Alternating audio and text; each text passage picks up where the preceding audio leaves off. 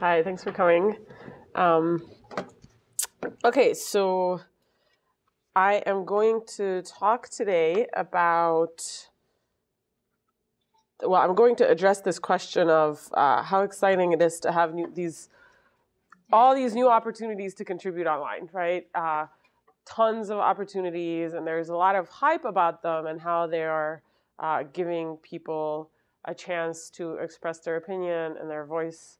And so the question I want to ask is everybody really benefiting from this? Is everybody taking advantage of this? Or do we see patterns of participation depending on people's background?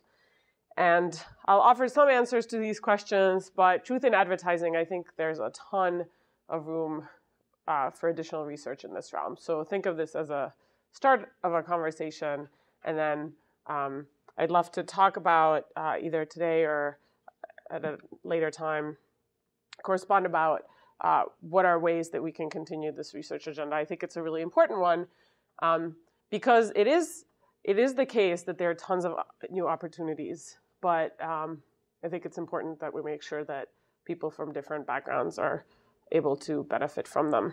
So the question I'm asking is whether there's a participation gap in whose voices we're seeing online. And the way I'm going to go about this today is I will give you a little bit of background on more generally what drives my research, what questions drive my research, very related to this question, actually.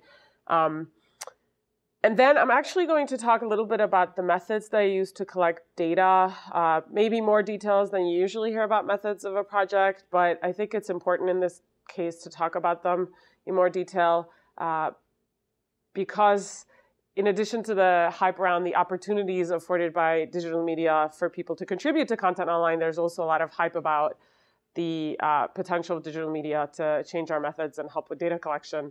And I want to, while I appreciate those opportunities, I also want to challenge some of the assumptions about new data collection opportunities as well. So I want to have a little bit of that discussion. Depending on how much time we have at the end, I will talk about that more or less. Okay, so certainly people who are affiliated with the Cultural Policy Center probably know the literature that, in fact, we know from previous times that arts participation and participation in extracurricular activities is not randomly distributed, and people's background definitely relates to the extent to which people participate in these types of activities. So in that sense, these aren't necessarily new questions. They're more extensions of questions we've asked in the past. Why ask these questions again? Well, the reason is that some things have, in fact, changed pretty seriously. So when it comes to creating or engaging in artistic endeavors, it's very different now what the possibilities for sharing the content you create. They're just, generally speaking, lower barriers to entry, assuming access to technology. So one of the things I do in this talk is that I do assume access to digital resources. We should recognize that about a quarter of Americans still don't have internet access at home, actually. And so, in fact, obviously, if you don't assume access to digital resources, then the differences are going to be even larger. But I'm taking that for granted in this talk, or basically just interested in the people who do use digital media.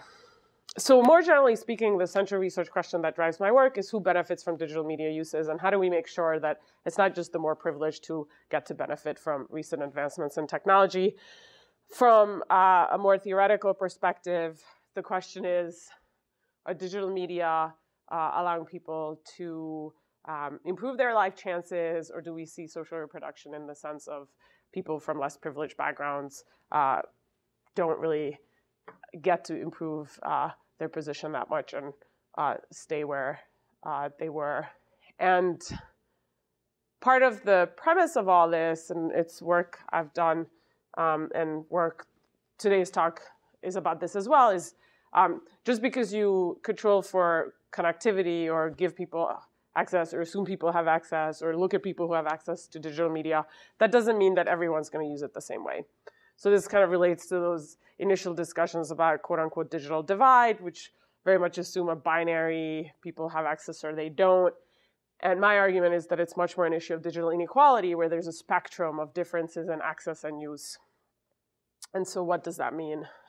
So the framework, as I said, I begin with the user, so I'm not really interested in non-users in this overall project, but explicitly recognize that people come from a certain socioeconomic background, but then also think about what it means to have different types of technical and social context in which people use media, right? So that it will be different that you are part of a family where there are lots of educated, tech-savvy people who you can turn to, whom you can approach with questions if you run into problems, versus if you're the only one in your neighborhood who knows anything about tech or who uses tech and cannot really approach anyone for help, for example.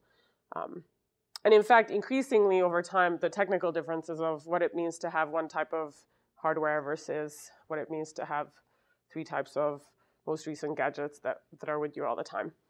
And what I've argued now for over a decade is that all of these things will very much determine people's skills in using digital media. And so that's a factor that I really want to focus on and we'll talk about quite a bit today. And what I mean by skill, I will elaborate a little bit later, and then I'll talk also about how I measure it. But basically, it's the effective, efficient ways of using digital media.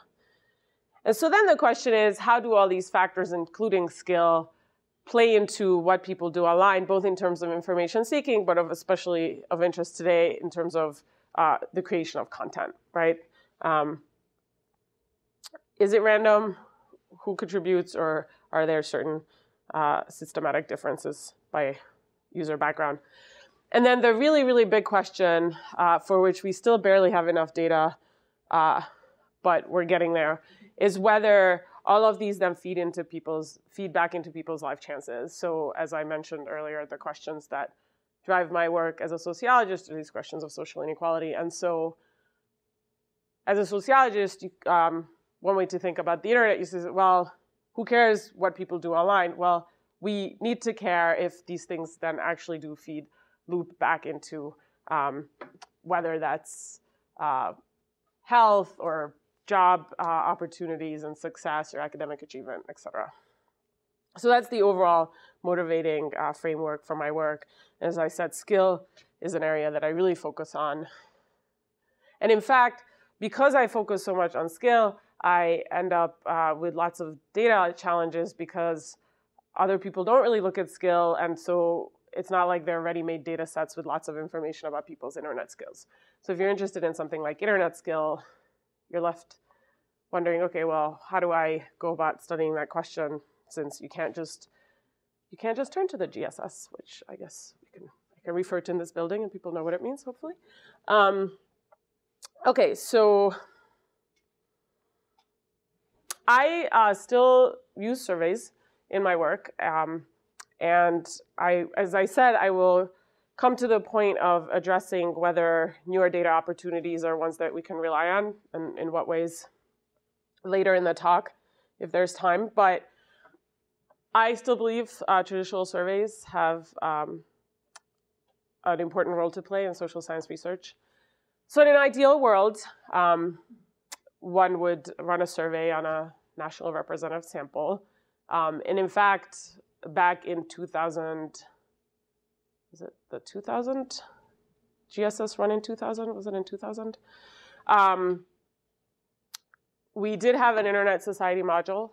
But of course, data from 2000 are not really applicable in 2012. So, and unfortunately, there haven't been internet modules on the GSS, for example, since then. So it's tricky, or there have been very tiny ones, basically just asking whether people use the internet. So not having that opportunity, what I've done is I looked for a sample that would work well in terms of diversity here in the Chicago area, where I'm based. And I decided to study students at the University of Illinois, Chicago. So why UIC? Well, you guys are actually local, so you don't really need the map to explain what this means in terms of whether it's convenient or not for someone at Northwestern. I'd argue not, especially since we collect a lot of the data in the winter and we do it in person. But that's true. But of course, this year we didn't collect data in person, so we couldn't benefit from this year's milder temperatures. But basically, so the reason, there are a couple of reasons that I went with the University of Illinois Chicago. And actually, I should apologize to folks here because there have been instances where the media write up some of my research and they refer to the University of Chicago, not understanding that UIC is not U of C. And it's interesting because if they were paying attention to the whole point of why I'm studying UIC, they would realize that it's not the U of C. But anyway, so one of the reasons that I have studied students at UIC is that it's an incredibly diverse student body. Less than half white, for example, which is very helpful, and a lot of first-generation college students. The other reason is that it's been a helpful place to do this study is that they actually have a required first-year class that, for example, we don't have at Northwestern. So every first year at UIC is required to take a writing seminar. And they were willing to work with me on this project, which was really helpful. Now, before that sounds super easy, I should note that there are over 80 sections. So it's not like we walked into one classroom and came out with 1,000 surveys. So it wasn't quite that simple. But still, I'm very grateful that they worked with us. So a few more words about what we did. So we administered a paper pencil survey. So now this is one of those methodological questions of why do that when having people fill out a survey online would be so much easier, right? Because this way we had over 1,000 surveys to enter manually. But why might we have done that? Because if you're testing internet skills, you don't want to take those skills for granted. Exactly. So given that we're interested in internet skills and how much time people spend online and how autonomous people's access is to the internet, we don't want to use a data collection method that's too closely tied to the substantive questions of interest in the study. So it was very important to decouple the mode of data collection from the questions that we're studying. And I make this point partly because almost all studies, not all, but almost all studies that you hear about and read about collected data about the internet and internet uses are collected online. One important exception is the Pew Internet America Live project, and they collect their data using phone surveys. But almost every other study you hear about uses online data collection. And so just keep that in mind when you read about studies, because again, what does that mean? Well, it usually means that they've already biased against certain people, usually the ones who are less skilled, who spend less time online, et cetera. So back in 2007, I did one data collection, and I won't really be reporting on those data except for a couple of findings. What I'll mainly be focusing on today are data from 2009, and then also to some extent data from 2010 from the same people. So this is a very exciting part of this data set, is that we have some longitudinal data, which is, again, extremely rare in internet research, that you have data about people over time, same people over time. And in fact, I should mention that we're very busy in the lab right now because in a month, we're going to be sending out another 1,000+ surveys for a third wave of, we're going to recontact all of the initial 2009 respondents. So just a few words about the sample. As I mentioned, it's very diverse. I use parental education as a proxy for socioeconomic status, and I mentioned many of the students are first-generation college. Less than half the sample is white. So in some ways, it's a very diverse sample. In some ways, it's not, though, right? So everyone's very young. And everyone has the exact same educational level, right? Their first years in college, in the same college. So on the one hand, it's diverse. On the other hand, I want you to keep in mind that it is, in fact, a very specific population. So we can't necessarily generalize everything, obviously, to other populations. And I'll touch on that as I discuss different findings. But if anything, it probably means that the findings are conservative, assuming that education and age matter in internet use, which from other research we know they do. Can I just Please, absolutely. Which is, you got an extraordinarily high response rate for the second time. Why? You mean the 45%? No, wasn't it 80? No, that was actually the first time.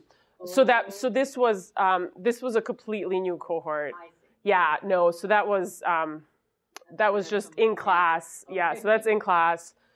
And this was 40, which is actually still pretty good. We paid people. So that's what and in fact, for how much we paid, I would have hoped for a larger percentage. We paid $20 for mailing. It was done in postal mail. This year we're offering $25, and we'll see what happens.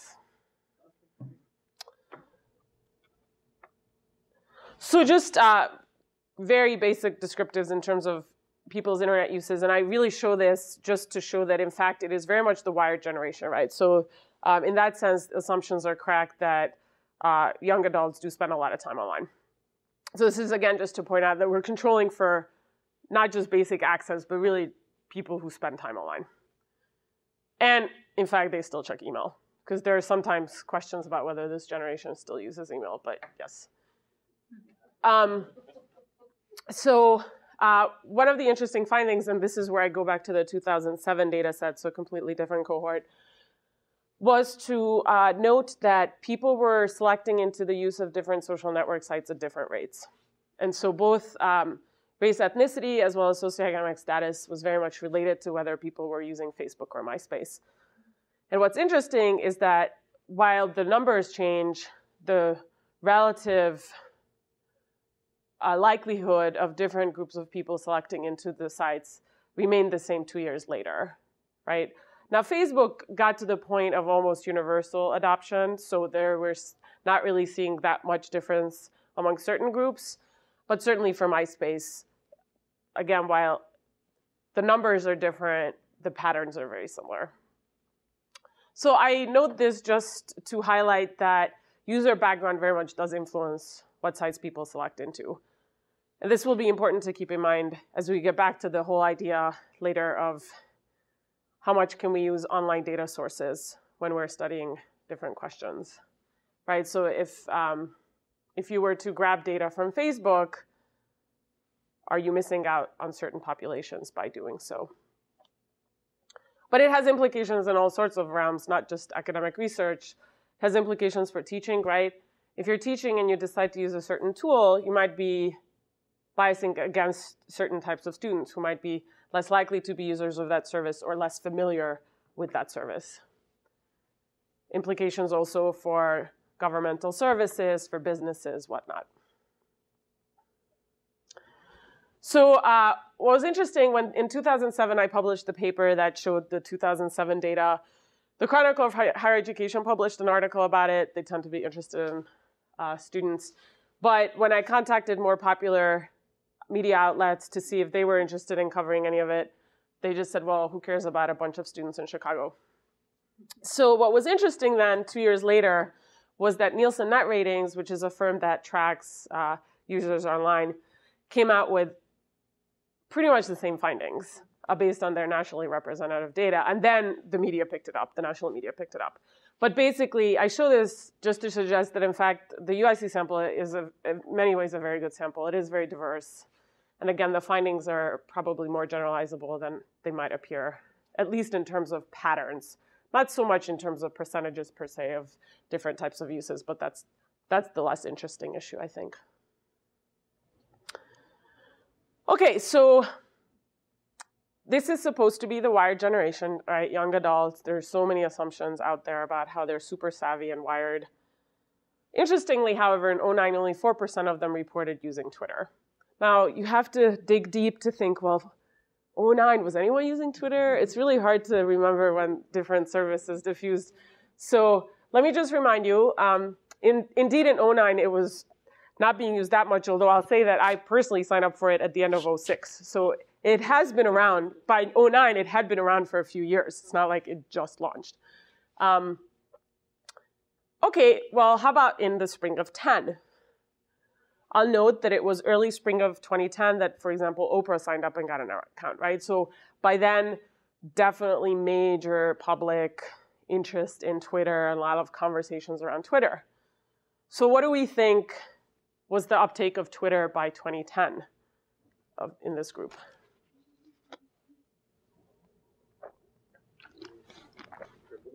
Triple that amount, so 12%. 16. Any other guesses? Sound good? 30. So again, it's hard to transport ourselves back to 2010 in terms of these things, but Twitter was already everywhere, right? I mean, people were talking about it all the time, the assumption being everyone's using it.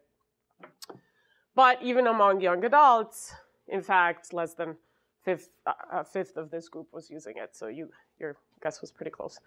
And I guess I sort of gave it away with the title. But indeed, despite all that hype, doesn't mean that everyone's using everything, even among young adults. So then the question is, well, who uses Twitter? Again, is it random that people adopt it, or is there some way to explain the differential adoption, right? So what we found was that African Americans were much more likely to be on Twitter. And in fact, so this itself, it is interesting. This wasn't a unique contribution of our study, though, because others had already found this.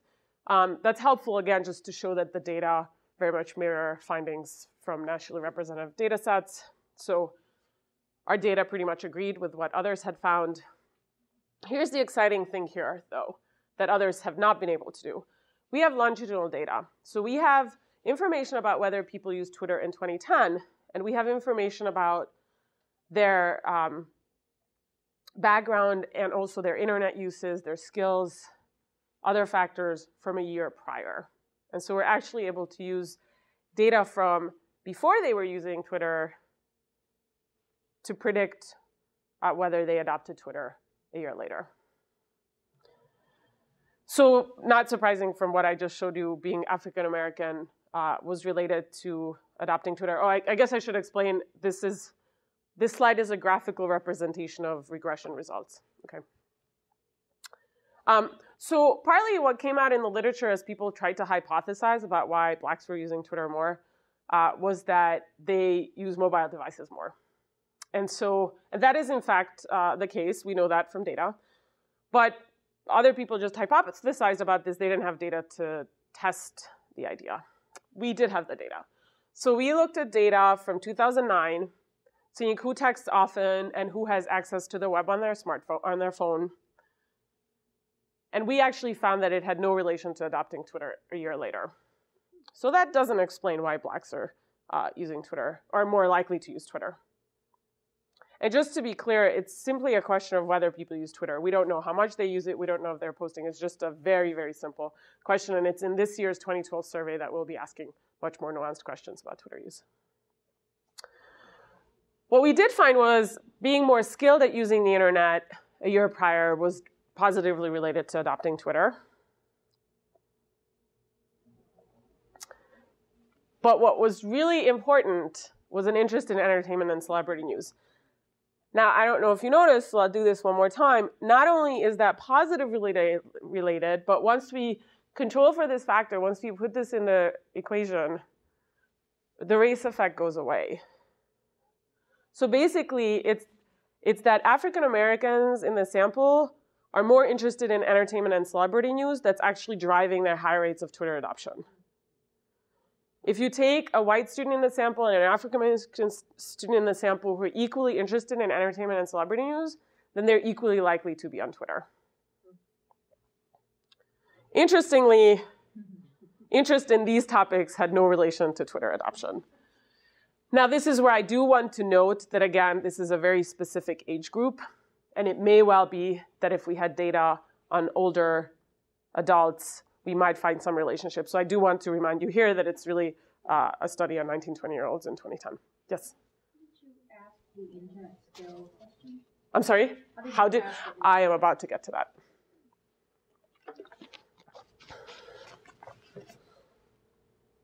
Okay, so so let's talk about internet skill. Perfect. I didn't plant her. Okay, so what do I mean by skill, first of all, and then how do I measure it? And it's something I've been working on for over a decade. I could talk about for a long time. I have several publications about. But feel free to ask away and feel free to challenge and suggest additional ways to go about it. conceptually speaking, what do I mean by skill? It's a whole list of things, starting with the very basic idea of awareness and understanding. So do you even get what's possible online? And this came to me over a decade ago when I was doing my dissertation work, when I brought people into a research location and I met with them one-on-one and asked them to look for different types of content and measured their actual skill in being able to find content. And I told them, there are no trick questions. Please show me what you would do. Let's talk about it. And there were some people where I would ask them questions, please find X. And they would look at me and say, well, you can't do that online. And I was thinking, well, I told you there are no trick questions. And I'm asking you this question, and you're still telling me you can't do that online. So that's just this whole, these people have a completely different cognitive map of what the internet's for. And while some of those same questions might not result in that response today, there are other areas in which I think it remains the case, it's an empirical question, but I have data, that people just don't understand that people have very different understandings of what it is that you can achieve when you go online. And if you don't even know that something is possible online, you're very unlikely to do it. So that's a very core aspect of skill. Then there's the issue of efficient information seeking, right? Can you find the material that you're looking for? And then can you evaluate that the material you found is actually credible and you should depend on it or not? And then skill relates to participation, which is obviously the focus today, and I'll talk about more. Anywhere from joining communities, but also especially contributing content. Like, are you contributing your own voice to conversations? And then there's also this aspect of online uses that have to do with privacy and security, which very interestingly over the years, I mean, when I started working on this a decade ago, that was really not that big of an issue, but in the past few years has really come to be an increasingly important issue, where I think especially it has turned into not only who is benefiting from their internet uses, but who might be ending up in bad situations due to their internet uses, right? Who's losing their job because they aren't skilled enough to manage their privacy well enough. So just briefly going back to the study a decade ago, my dissertation, as I said, I met with people one-on-one, and what I did was I asked them to look for different types of content, and then I was able to measure their skill in finding content in different ways. And again, I have publications on this.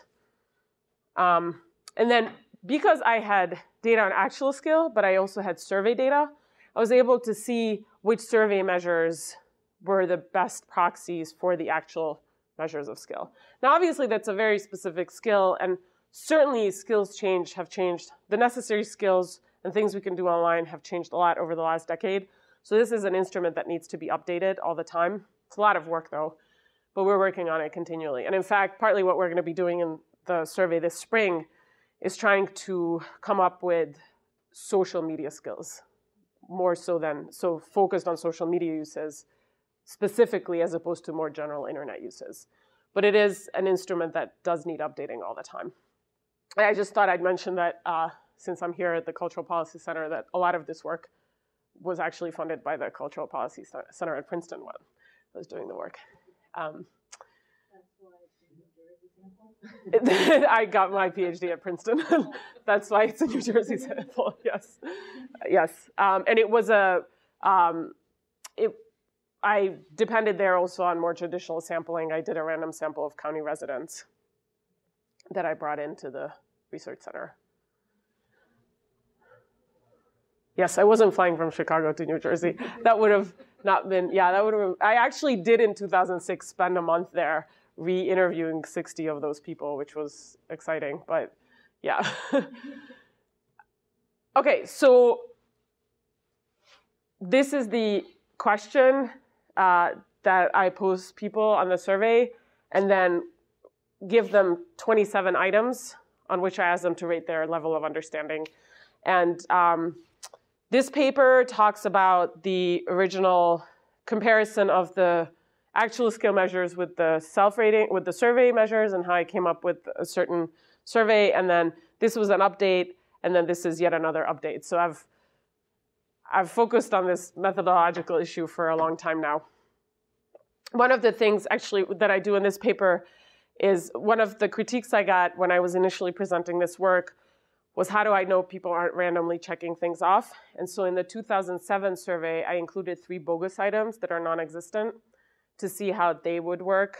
And they came in as the lowest ranked. So I thought that was a good test of that, relatively speaking, people are actually taking this for real.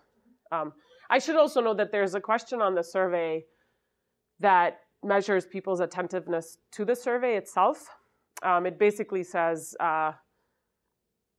the purpose of this question is to measure check your attentiveness to the survey. Please pick the very often response, and then there are 5 options. And people who don't pick the very often response, we pitch completely from the data set. So we have all sorts of checks in the instrument to make sure that the data are pretty high quality. So what I don't do with these items is I don't usually look at them individually, because it's really the idea is to develop a skill index. And so we do have a huge range, which suggests that there are differences in people's skills, which is of interest because, again, there's this assumption that all young adults are universally savvy with the web. So then let's look at what relates to skill. Can we predict skill? So interestingly, there's very much a gender difference in how people self-rate their skill. Gender, however, is a very complicated variable when it comes to rating your skill on anything.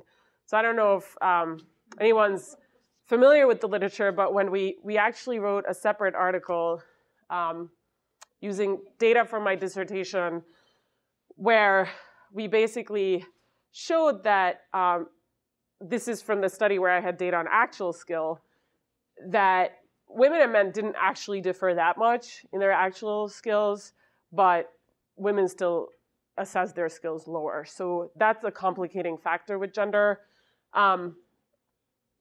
When we did the literature review on gender and skill for this paper, we found that that's pretty much universally true no matter what people ask about.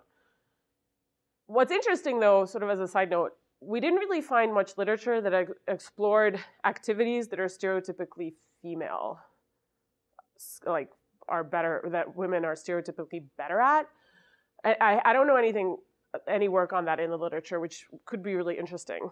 How that would, do you know literature like that? We're doing a study right now. Oh, actually, great. Where women think that both men and women think that women are better at social skills, so they think that they can read emotions just in cases better.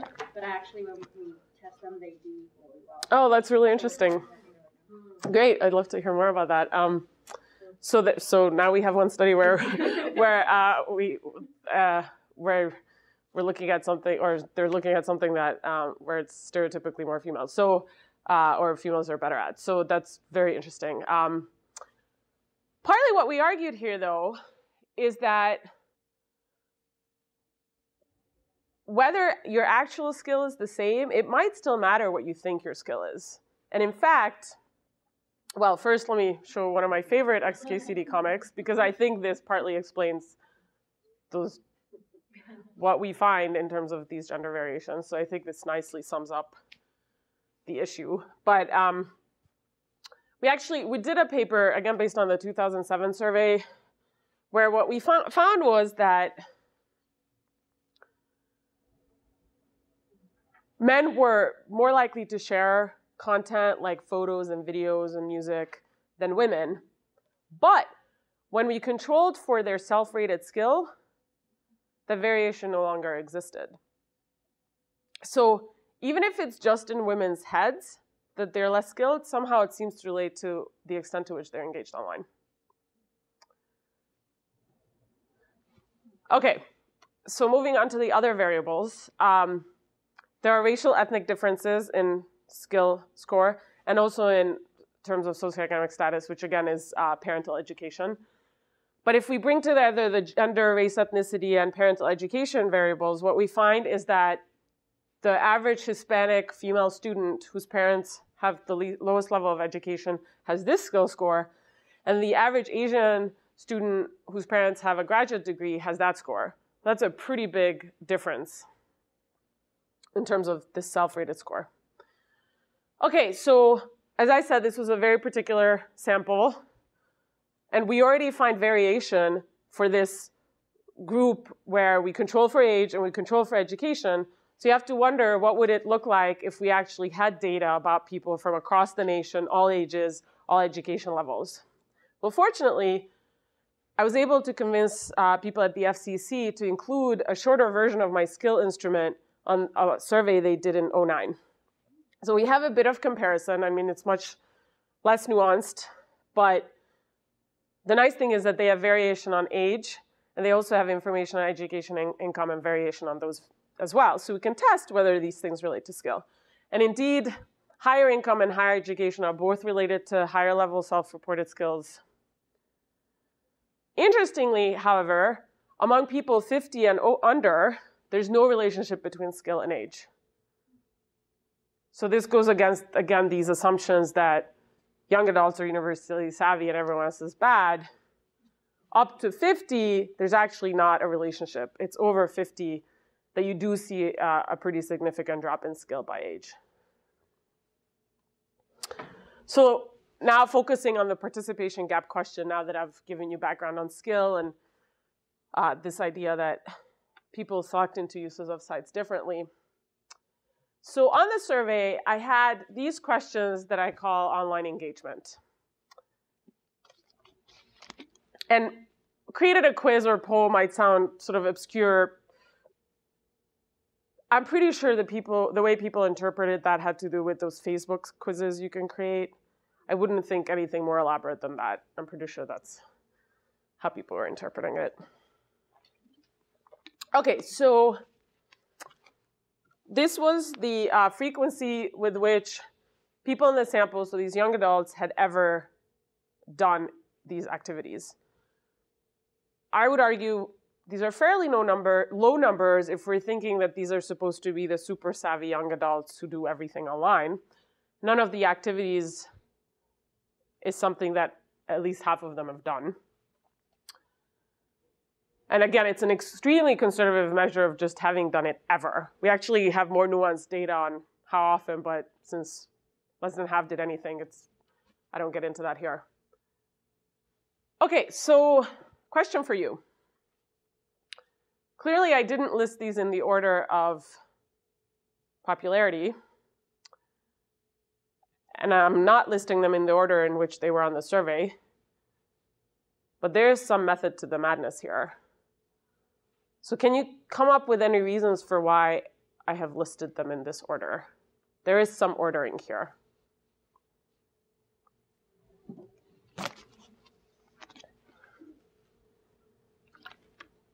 Mm-hmm.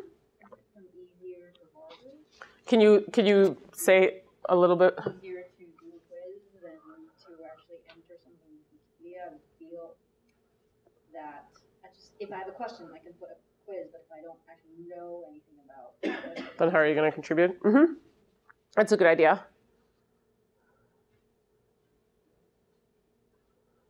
Other thoughts?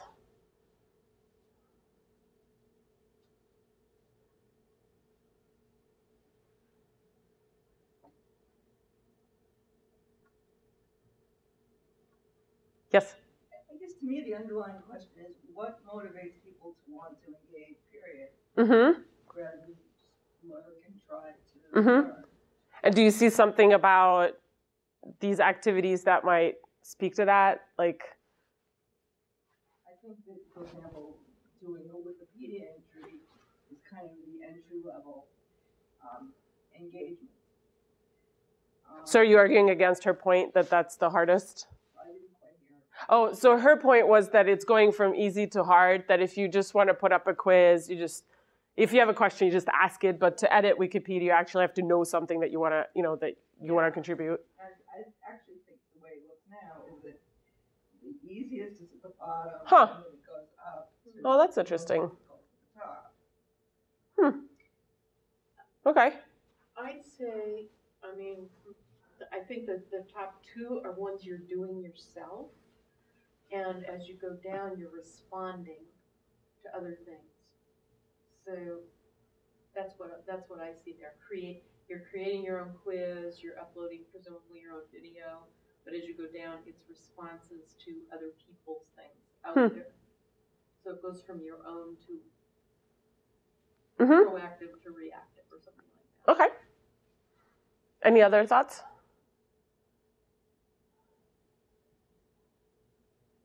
These are, I mean, I want you to keep all of these in mind when I tell you what the ordering is, because it may be related to all of them.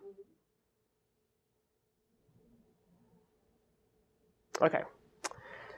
So basically, I've listed them in order of gender variation, going from almost no difference between men and women to huge differences between men and women. And so if we go with what you said, the idea would be that that for the easier things, if people agree, but not everyone does, that it's women and men are participating similar rates, and once we get into the harder things, there's much more variation, and men are doing more of that. Another possibility is that when it comes to your content, there's not that much variation, and when it comes to dealing with other people's content, there is variation. Some other ideas people come up with when I discuss this in talks is what's on top, especially the quiz, is much more just to your network, usually, especially Facebook quizzes, right? It's usually just a close just to your, and then Wikipedia entry, that's like for the world. Everybody uses Wikipedia to get information, and who feels like their voice should go out to the world, for example, would be one way to think about it. Or another way is to what extent is it your opinion, right? So here you're asking other people's opinions, and here you're giving your own opinion. So those are just things to consider, that these might be why we find the gender variation, or there may be completely other reasons. But I think it's an interesting way to think about why those gender variations might exist. But clearly they're huge, right? Especially here at the bottom.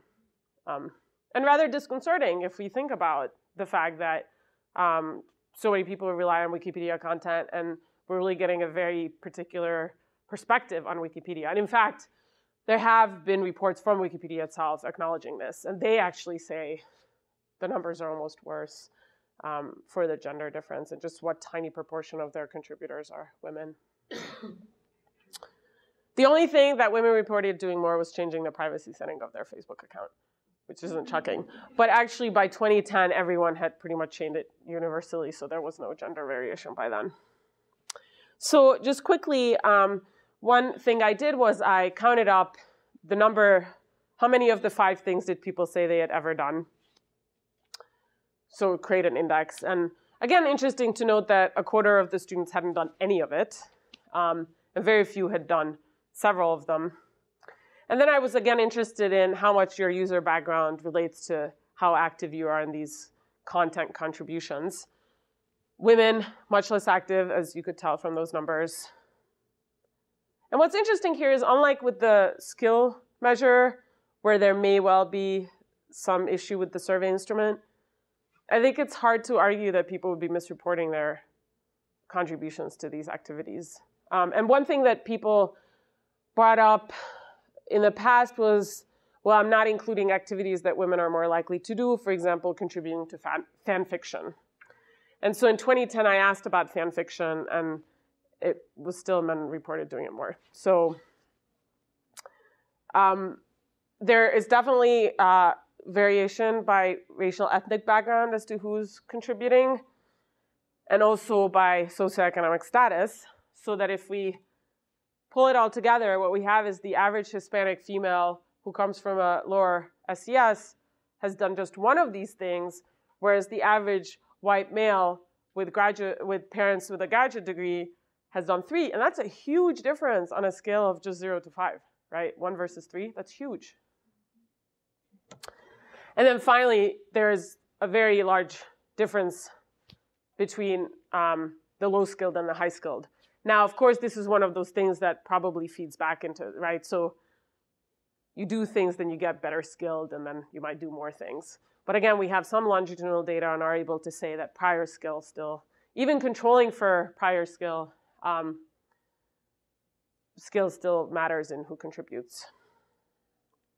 And then just very briefly, since I have some more detailed data about specific types of uses of YouTube. So again, I think this shows that the data are pretty good because everyone's reporting having watched a video, which we would expect, I think. But then really large difference in some of the background of who has actually posted, and then also the commenting, and we're back to that, whose opinions are getting out there, and also with the voting. Favorited. I'm sorry? Favorited. Yes, favorited, even there.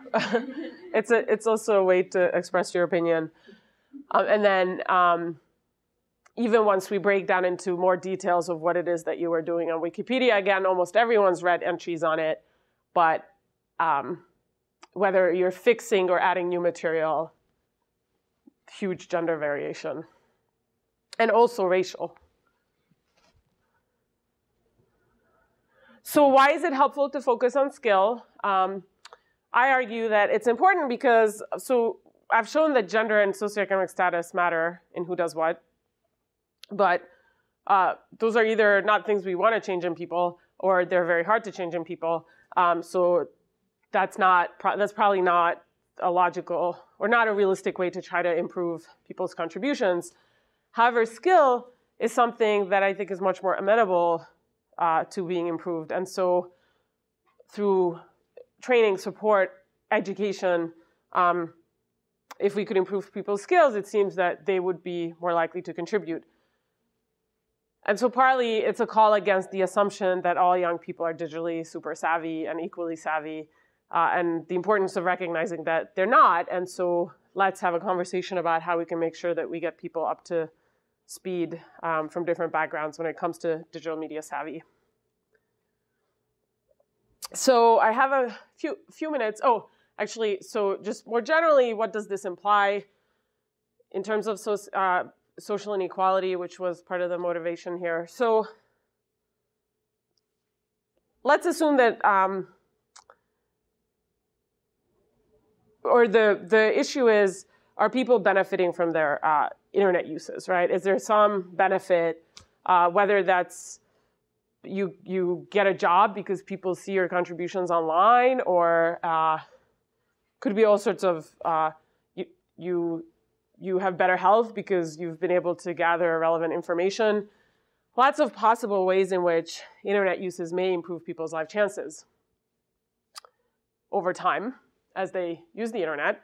So one possible outcome is that people from different socioeconomic status backgrounds are benefiting at similar rates, not much changes. Another possible outcome is that people from lower SES benefit more over time and get to catch up with those who are more privileged. But really, the data that I've shown you suggest more that those who are from less privileged backgrounds are, in fact, taking part less, and thus are likely benefiting less, meaning that the difference between people of different statuses will increase over time. And in fact, there's already an assumption in this entire graph series, which is that everything's going up, right? That's not even necessarily a justifiable assumption. You could, in fact, especially with some of those issues I brought up about privacy, security matters, people losing jobs, which has definitely happened, you could see that some people's life chances actually go down because of their digital media uses. So this is still a big question, but I think the data that I've presented point more to the graph at the end, and that's something potentially disconcerting. So these are some of the conclusions that I hope people walk away with. So adoption of a service is not random. People's backgrounds very much influence what they end up using. And it's the more privileged who tend to be more skilled, and it's the more skilled who tend to do more. So they have more potential to benefit from their internet uses. And to keep in mind that online voices are not representative of everybody. I'm going to take just 2 more minutes to talk briefly about the implications of all this for using data from online sources in our research or questions we're addressing. So does anyone know who that is? So that's Larry Page. Does anyone know who Larry Page is? No. He's one of the co-founders of Google. And I was at the faculty summit at Google, and he asked me, so they were funding a project I'm doing on health information seeking, where we're using methods very similar to my dissertation that I talked about, where we bring people in one-on-one. And he said, well, why would you do that? We have all these data about what people do from their searches. And so, okay, so log data are basically data that are automatically generated when someone uses a service, right? And they look like, so this is like a log that Google would have from a search. This is very basic. They just know what day and what time and what you searched for and what operating system you were using, what browser. But of course, services can have way more information than that. So why can't we just answer all the questions that I asked today from log data? Why go through all the trouble of meeting with people one-on-one, which is incredibly labor intensive and expensive? But Google still funded the project. But so I explained, well, the reason is that certain things you really can't get from online data. For one thing, people select into services at different rates, and people use them at different rates. So Google has way more data on their frequent users than their infrequent users, even if everybody does use Google, for example. But also that we don't know everything about, Google just sees what you type in. They don't know the question you went in with, for example, right? So there are all sorts of, or how frustrated you might be with the answer you got, whatnot. So there are, in fact, there's still value to other types of data. I'm sorry? Why don't they collect data on that? On what? How useful did you find these? Yeah, I mean, I think they probably think that they can probably make guesses about it based on how quickly you went back to the search results page, right? So I think they probably, in fact, do collect some data in their own way. I would argue that's not always the right way. Yeah, I think partly they don't want to clutter their pages. But in some ways, so I think they roll out different things to different people sometimes. But yeah, it's a good question how they decide what to collect data on. And I'm sure they have way more data than we realize, in fact. But again, I think certain things, they're not necessarily extrapolating well from the data they have. And partly it's because of skills and people's different levels of skills. So when I sit with someone and watch what they do, and I actually talk to them about what they think they're doing, it's fascinating to hear some of the complete misunderstanding that goes into why a link is where it is, or where it's taking them, or whose content it is. So I think some of what they're deriving is probably incorrect, because you can't get everything from log data. So as I said, one of the reasons is that this is a different reason, but becoming a user of a service is not random. So even though Google, in fact, does have near universal appeal at this point, they're not used by everybody. So they still don't have data on all sorts of people necessarily at equal amounts. Also, people understand and use sites and services differently. So for example, Facebook, one person might use it to be in touch with their friends, another might use it to be in touch only with their family. Lots of variations. You can't just grab Facebook data and make conclusions about people's friendship networks, because you don't know if that's actually their friendship networks or if it's their colleague networks or whatnot. And then the other thing is that the use of any one site is just one way in which you do something, right? So my best friends, for example, we tend to text and talk on the phone, whereas with other friends, not my best friends, I'm in touch on Facebook, but not so much with my closest friends. So again, if you grab Facebook data without any data about my texting and phone calls, you can't really walk away with accurate conclusions about my friendship networks, yet again, and how we keep in touch. So quickly, an example of a couple of questions that one might ask what's the effect of internet use on political participation, or what's the effect of health or video games on health, or what's the effect of online self-presentation on your ability to get a job. These are all questions people are asking, but they forget that too many of the questions assume universal outcomes regardless of the people, types of people. So let me be more specific with an example. So let's say you have data in a study that you grabbed from a website that shows that people who use the internet, and in the case of this particular study, that website, are in fact more politically engaged. You might walk away with the conclusion that internet use does in fact relate to political participation. But it may be that you grabbed the data from a website that mainly caters to people from a privileged background, which is very well possible, especially based on what I've already told you. And in fact, you have no data on people, or very little data on people from a less privileged backgrounds because they're just not on that website. So you very mistakenly walk away with a certain conclusion because you only have certain types of people in your sample. Okay, let's say it's not quite as dire. Let's say you have some data on some people from less privileged backgrounds, but it turns out that their political participation is not going up as highly as people from higher SES. You walk away with the conclusion that, yay, internet use improves political participation, but an alternate conclusion could in fact be that the difference between people from different backgrounds is in fact increasing over time due to internet uses. And now substitute political participation with whether it's sharing content or any other type of online activity. And if you're not careful with how you're sampling the people in your study, again, you might be walking away with the wrong conclusion. Because you'll have mainly data on the people who are really engaged, less on those who are not, and absolutely no data on those who are not even on the site. So these are all sites that have served as the basis for various studies. But again, you need to be careful because the people who are not using those sites, there are no data on in those studies. Yet the studies are usually not about Facebook users do X or Flickr users do Y. They're about people do X or people do Y. But those are not people representative of all people. That's the thing to keep in mind.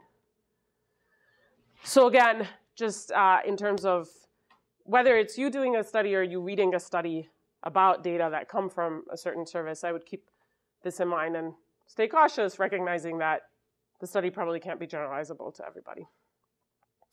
So to wrap up, I don't know if you remember that in 2006, Time named the Person of the Year you because of all the contributions. But what I hope that you take away from this talk is that, in fact, it was really just some of you, or more like some of us in this room, to whom that would imply.